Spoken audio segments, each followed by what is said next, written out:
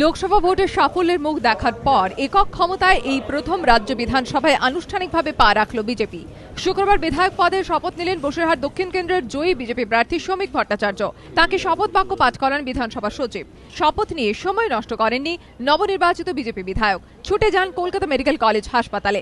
তারকেশ্বরের আক্রান্ত বিজেপি কর্মীকে দেখতে হাসপাতালে যান শ্রমিক ভট্টাচার্য। কি ঘটেছিল হুগলি তারকেশ্বরে? অভিযোগ, যাদবপুর কাণ্ডে পাল্টা মিছিলে যোগ দেওয়ার জন্য হুগলির তারকেশ্বরের চাঁপাডাঙ্গা রবীন্দ্র মহাবিদ্যালয় ফরমান জারি করে তৃণমূল। কিন্তু সেই নির্দেশ না মানায় শেখ মোহাম্মদ চাঁদবাবু নামে এক ছাত্রকে মারধর করা হয়। সেখানেই ঘটনা থেমে থাকেনি।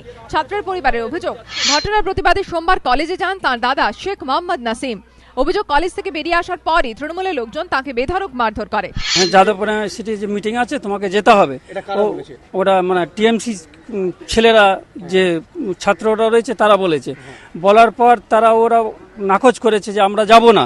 না যাওয়ার জন্য শেখ চাঁদবাবুকে মারধর এবং আই কার্ড পর্যন্ত কেড়ে নেওয়া হয়েছে।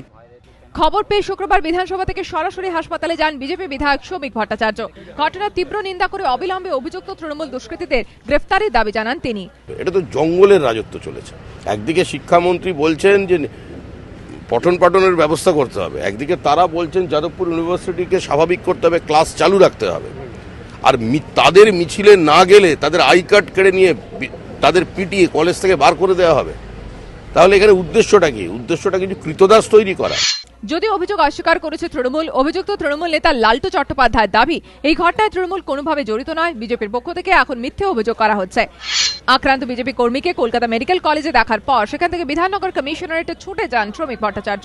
বৃহস্পতিবার রাতে বাগুইআটিতে বিজেপি কর্মীদের মারধর করা হয়। সেই ঘটনায় অভিযুক্ত তৃণমূল দুষ্কৃতীদের গ্রেফতারের দাবিতে বিক্ষোভে সামিল হন নবনির্বাচিত বিজেপি বিধায়ক। বিধায়ক হিসেবে শপথ নিয়েই রাজনীতির আঙিনায় ব্যস্ত হয়ে পড়লেন শ্রমিক ভট্টাচার্য।